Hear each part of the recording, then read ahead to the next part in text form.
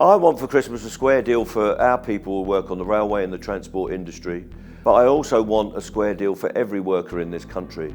I'd also like there to be a bit of peace in the world and that the world settles down so that we can get some real progress, so that we look after the poor, we abolish poverty, we can end these wars and we can address the ecological problems in our society and we can move on together in a progressive way. Well, I'm not a Grinch. I want to enjoy my Christmas alongside everybody else in Britain, get some downtime. Unfortunately, because of the way that the talks have been approached by the government and the employers, we've not been able to reach solutions in time to call that action off. We had been speaking to the employers and the employers were ready to put a proposal to us, and at the last moment the government insisted that they put a clause in that the RMT accepts the removal of guards and trains. Now, we've got a long-standing opposition to that. We think it's bad for the railway, bad for the passengers, bad for women and other vulnerable people who value the security of having a guard on board. So we believe that's been deliberately inserted at the last moment in order to prevent an agreement being developed. The government is playing with the safety of passengers. Throughout this dispute, it's predicated on cutting 50%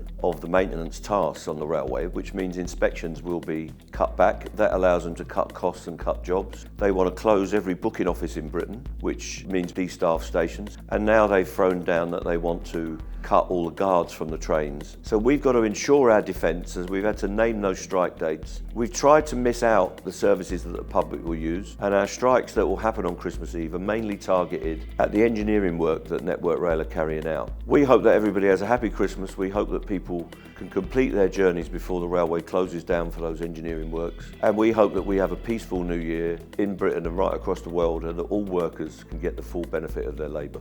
The unions aren't trying to bring down the government. It is the role of the election to bring down the government. And in the recent times, that has been subverted by the Tory party itself, bringing down their own governments and then having elections among a limited amount of people. Nobody voted for this government out there in the electorate. Nobody voted for this kind of maniacal economic policy that we saw from Truss and Kwarteng that's exacerbated this problem. I would like to see an election, and I'd like to see the British people make a different decision. And if we get a different government, we'll have to put them under some pressure as well, because there's no sign that a Labour government would have a particularly different approach to the Tories in certain matters. I think there'd be a change of tone. So why we'd like a change in economic outlook? It's the job of the British voter to decide who runs the government and who sets economic policy. What we have the right to do in protests, in argument and industrial action is get a better deal for people. And there's no doubt about it. That has got a political dimension, because what public workers are paid is determined directly by the government departments, particularly at the moment the Treasury, which is run by Mr Hunt, and by Number 10 Downing Street, that is run by Mr Sunak. So there is a political dimension, but they remain industrial disputes, and there are solutions to those if we can get some reasonableness from the people that employ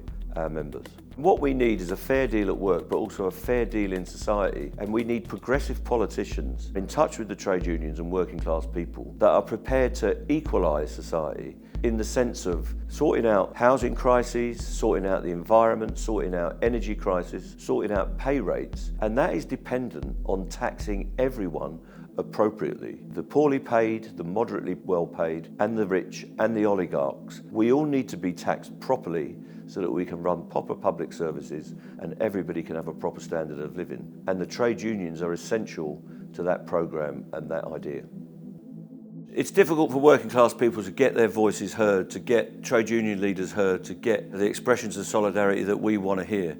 And channels like this, Double Down News, it's really important that you join us, that you become linked up, and that we have this ability to express ourselves. So join Double Down News on Patreon.